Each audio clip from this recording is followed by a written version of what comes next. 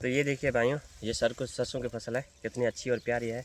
तो अभी इसमें लगभग 10 से 15 दिन लगेगा कटाई करने के लिए। तो इसमें प्रॉपर मेहनत जो होती है वो लगभग 7 महीने की होती है। तो ये देखिए, बोरियां भरने तक 7 महीने का प्रोसेसर रहता है। तो ये देखिए, ये अभी कितनी प्यारी और अच्छी फसल है। लेकिन भाई, जब ये बोरियां भर के मंडी ले जाएंगे तो इसके प्रॉपर भाव नहीं मिलेंगे। बहुत ही मेहनत लगती है। जैसे कि मैंने बोला है कि किसानों को जब ज़्यादा फसल काट के ले जाता है मंडी में तो प्रॉपर भाव नहीं देते हैं ये वो लोग जो कि ख़रीदने वाले होते हैं। तो ये कितनी प्यारी और बढ़िया सरसों है, ये नज़ारा देखो आप, देखो। तो ये कुंटल के हिसाब, जैसे अभी 6000 भाव होंगे कुंटल के, तो जैसे ये फसल कट के ज़्यादा ले जाने लगेंगे मंडी में तो एकदम से भाव डाउन कर देंगे भाई। लेकिन इसके पीछे वाली मेहनत नहीं देखते किसान भाइयों को। यहाँ पर सही भाव नहीं मिल पाते हैं और यहाँ आकर टूट जाते हैं। अब इसका खर्चा देखें, स्प्रे, खाद, बीज और ट्रैक्टर की जो डीजल लगा है इसमें खड़ाई करने के लिए, सिंचाई के लिए, तो वो भी उस हिसाब से देखें तो भाई इन लोगों को कुछ नहीं बचता है। जैसे मैं बोलूँ कि 2-3 आदमी होते हैं जो कि काम करते हैं। जैसे किसी के पास 24 बीघा होता है, किसी के पास इसका डबल होता है 48 बीघा। जैसे 24 का 1 मुरबा होता है तो किसी के पास 1 मुरबा हो, किसी के पास 2 मुरबा हो, तो वहाँ पर भी 2-3 आदमी लगते हैं। और कटाई करने के लिए जैसे एकदम फसल आती है तो कटिंग करनी पड़ती है। अगर कटिंग ना करे तो ये झड़ने स्टार्ट होती है, तो उसके लिए मजदूर लगते हैं जो कम से कम भाई 500-600 रुपये दिहाड़ी लेते हैं।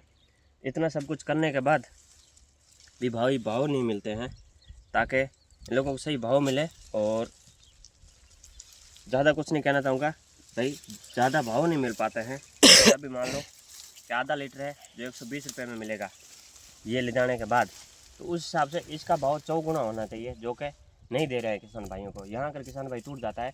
अगर भाई दिहाड़ी के हिसाब से देखो तो इन लोगों को कुछ नहीं बचता है मेरे भाई। प्रॉपर दिहाड़ी अगर आप संभालें ना तो इन लोगों को कुछ नहीं, 200 रुपया दिहाड़ी भी नहीं पलती एक दिन की।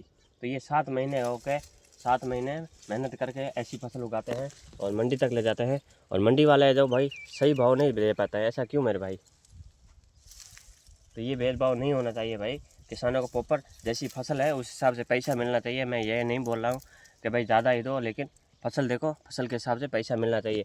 अब ये देखो भंडार है, ये भी कंपनी वाले ले जाते हैं और मशीनों से कच्चा ऑयल निकलवाते हैं। उसके बाद वो पैकिंग का पैसा ले लेते हैं भाई, जो स्टिकर पता है ना बोतल पे, उसका पैसा ले लेते हैं। तो इन लोगों को बेचारों को भाव नहीं मिल पाता है। तो किसानों को भाई भाव मिलना चाहिए। इसके पीछे की मैं आपको मेहनत दिखाता हूँ, ये देखिए।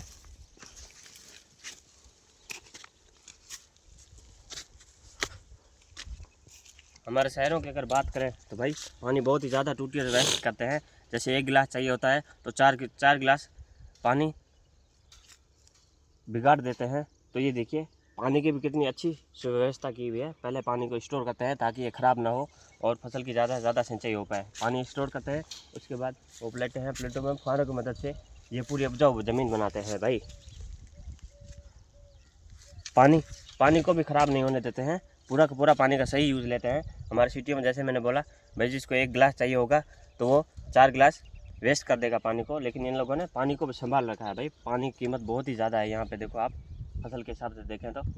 और पहली बात तो ये है कि प्रॉपर नहरों से इन्हें फसल में पानी भी नहीं मिल पाता है। जैसे प्रोटी के हिसाब से होता है, जैसे 6 प्रोटी होती है तो इन लोगों को 4 ही मिल पाती है, वो भी 2 प्रोटी गैप कर देते हैं। जैसे फसल की ज़रूरत होती है तब पानी देते नहीं, और पानी की ज़रूरत ख़त्म हो जाती है फिर पानी देते हैं। इन लोगों को क्या काम आता है भाई? और ज़्यादातर कभी कभी तो पीने का पानी भी नहीं देते हैं। तो भाई ऐसा नहीं होना चाहिए। किसानों की मेहनत के हिसाब से इन लोगों को भाव मिलना चाहिए। और मेरे किसान भाइयों, आप भी यही मांग करो सरकार से कि जिस हिसाब की फसल है, मैं ज़्यादा तो नहीं कह सकता, जिस हिसाब की फसल है उस हिसाब से भाव मिलना चाहिए भाई। तो ये देखो ना आप, कितनी मेहनत की हुई है। इसमें सरसों भी है और जीरे की तो भाई बात ही छोड़ दो। जीरे में जो स्प्रे लगती है ना, स्प्रे कम से कम 10,000 12,000 ऐसी 4-5 स्प्रे करनी पड़ती है तब जाके जीरा पकता है।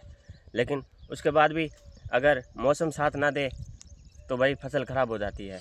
मौसम अगर साथ ना दे, जीरे की फसल बहुत ही नाजुक होती है और इसे बहुत ही एहतियात से उगाना पड़ता है। तो अगर मौसम साथ ना दे तो वो भी मौसम के हालात से भी वो फसल बिगड़ जाती है और ख़राब होती है। कई लोग तो उसमें वापस से खड़ाई कर देते हैं भाई। जब बीज नहीं होगा तो उसको काट के क्या करेंगे? तो भाइयों, मेरा ये वीडियो आपको कैसा लगा? अच्छा लगा हो तो लाइक शेयर सब्सक्राइब जरूर कर देना। धन्यवाद।